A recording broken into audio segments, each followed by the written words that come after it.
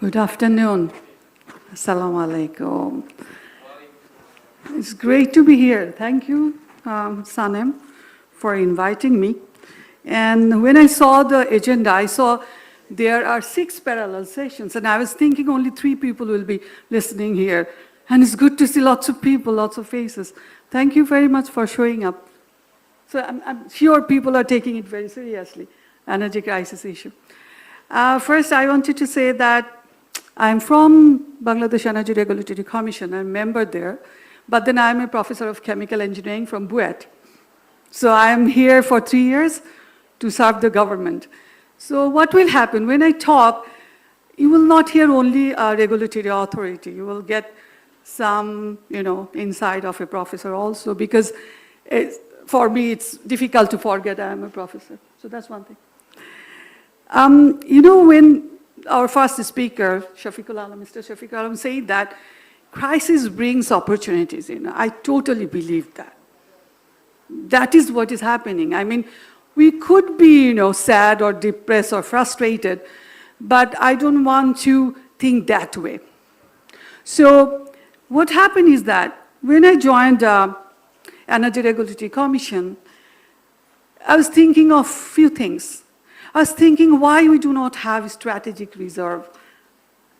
We were thinking why we do not have enough data, international data, because I hope you guys know what Energy Regulatory Commission does. Energy Regulatory Commission does 3 major work. First is they set tariff for energy. That means we set the price of natural gas, LPG. We do it every month. And furnace oil we do, and also jet fuel. And, but then the diesel and octane is set by the ministry.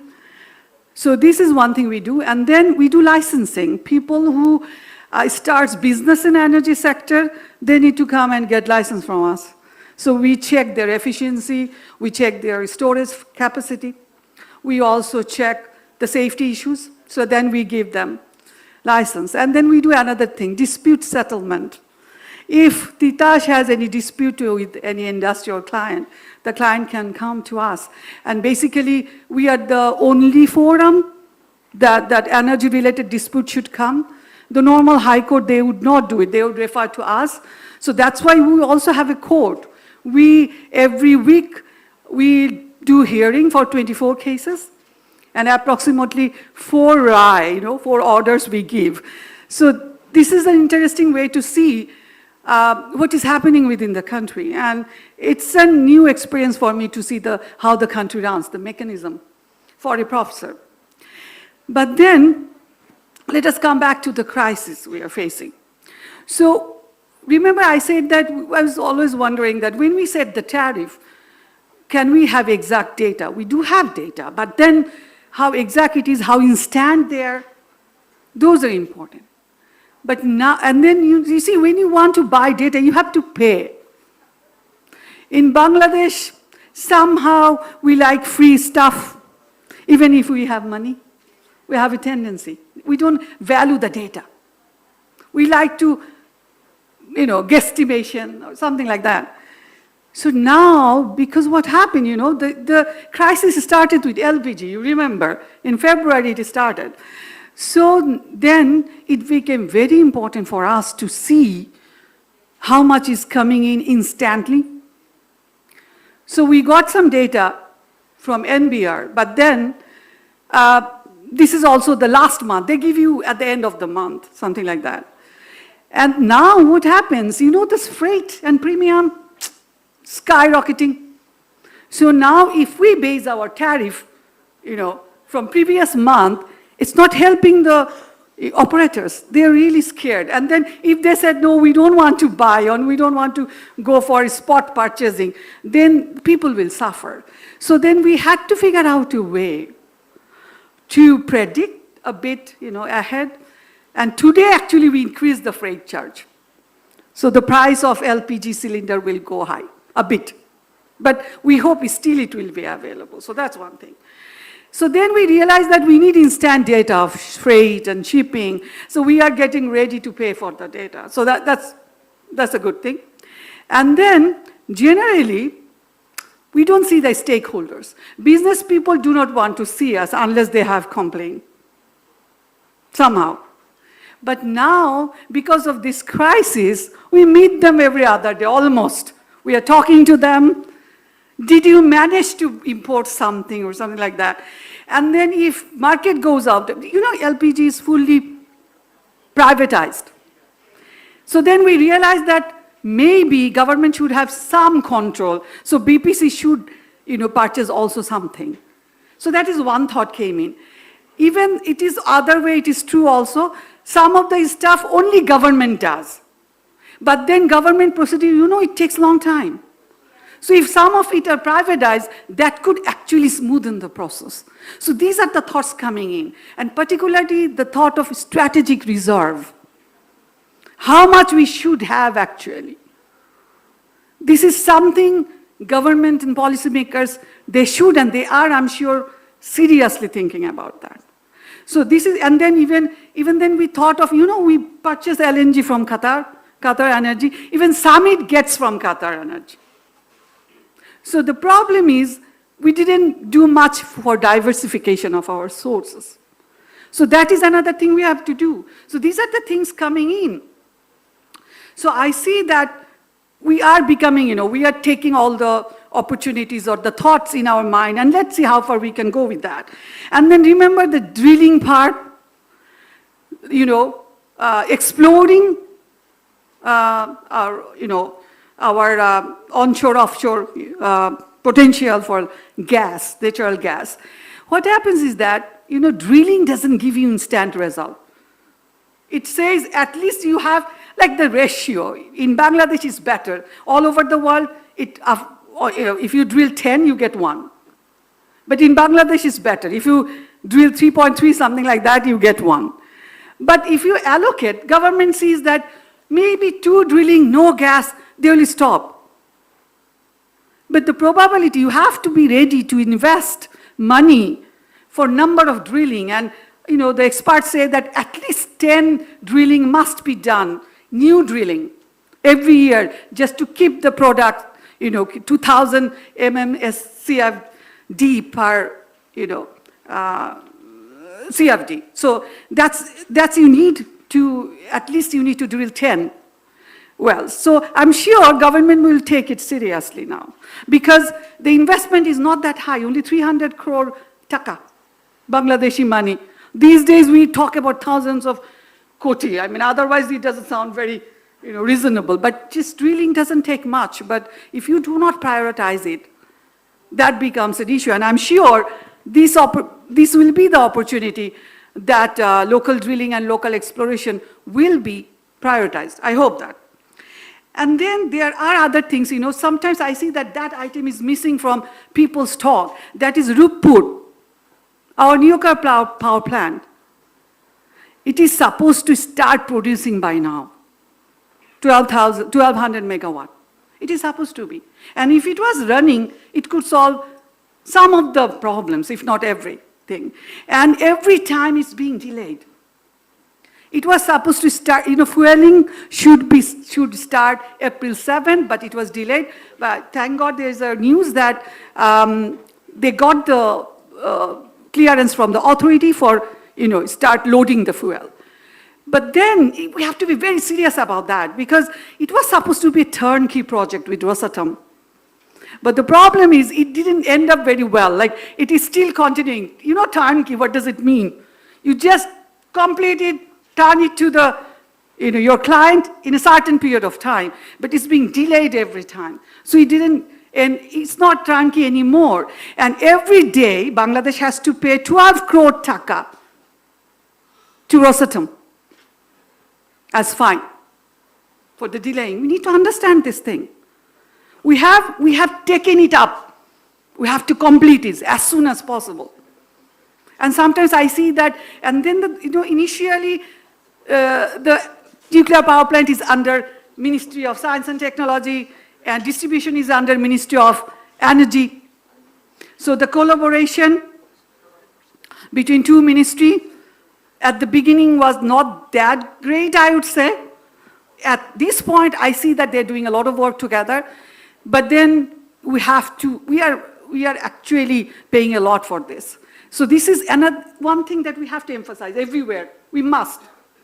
So this is something we need to think about. And then another thing, you see, we talk about fertilizer, which is very critical for us. From BCIC, Bangladesh Chemical Industry Corporations, they said they're good, like fertilizer storage is good enough for June, but after that, in almond season, it can be bad. So even if you want to import the fertilizer because of Hormuz crisis, we may not even able to even import. And then another thing is that in last 16 years, in last government, I don't want to blame anybody, but I just want to say, trading was more important than producing locally. Importing was more important at that time. So for that reason, some of the plants were not running very well. Right now, I would say GP, Ghorashal Potash Fertilizer Company, and then Shahjalal, they work well. If we can, they are very efficient also. So if you can supply gas to them, they can run very efficiently, they can produce locally. One thing you need to remember, if you even import, you are paying the overhead of the local plants. It's not going anywhere. So the cost is almost double. When you import, you are paying the import price, you are also paying the overhead. But when you are producing locally, your overhead is consumed. I mean, just your overhead is there in the price. So these are the things. But of course, we do not, remember the saying in Bangla, you do not eat pulao with loan money. So now, if you are buying LNG at a high price, you better understand where to invest it. If some industry is not efficient, we don't want to invest there. If some industry is not producing expensive product, which is cheaper than LNG price, we may not like to invest there. These are the things we need to now think about, which we were not doing it previously. So government may think about that, are they charging more to the, poor people because they have to buy LPG and less to the well-off people because they have gas connection, These are the things, these are like, I don't want to make any bias, point, but I just want to say that the crisis gives us the opportunity to rethink about the whole situation. As a government regulatory authority, as a people also, if you see that you are not getting enough for your vehicle, you would love to move to LPG, you would love to pay more, rather than, stuck somewhere for 30 hours. So then you understand. So then sometimes we think that raising price can, get people upset. But now you see people are not upset. People are happy to get the material, get the fuel. So these are the opportunities we can think about. I would just quickly go to a bit of, I'm sure we have Dr. Rafiq after me, and he's from BEPRC. I'm sure he will talk about a bit of research and everything. And if someone from Syeda was there, they could talk a lot about renewable energy. But quickly, I would like to say that solar is inevitable and solar is coming in, even whether the government wants or not, because private organization will take up. That's what happened in Pakistan, the consumers, the industry itself reorient itself. They didn't wait for policy to be made. So solar is our future, and we need to understand that. And whether government policy is smooth or not, it will come in. We better make it smooth for the investors to invest. But at the same time, the regulation should be investment friendly, at the same time, environment friendly. I would say we talk about storage. We talk about storage because grid stability is related to, storage system. Because for solar, you need BESS. You need battery energy storage system. You need that. So then, if we are planning for big solar power plants, we need to think about BESS, which is also required for nuclear power plant. That is one thing. And then waste management, you see. If you invest so much on solar panel, you better think right now what will happen in life waste management, because we are very bad in waste management, you know that. We jump into the newer technology, but we are bad in ending them. So then at the end, I could talk a lot, but then I think it's okay. The conversation, the dialogue can go on. And you all are invited to be here, so if you want to learn more about how Energy Regulatory Commission runs. But from our speakers, I love the points, like from Dr. Provid De, regional collaboration is important, that we all agree. And then we heard the experience of Nepal for EV, and then raising the tax for other fuel, that's fine. And from Sri Lanka, the fuel per vehicle, you have rationing, and also, based on the day, this is very nice. Odd days, odd number, even days, even number. Very cool idea, I guess. I don't know. So I would like to thank our distinguished speaker for coming in and enlightening us. And yes, SANEM is doing a good job. And thank you, audience. Thank you very much.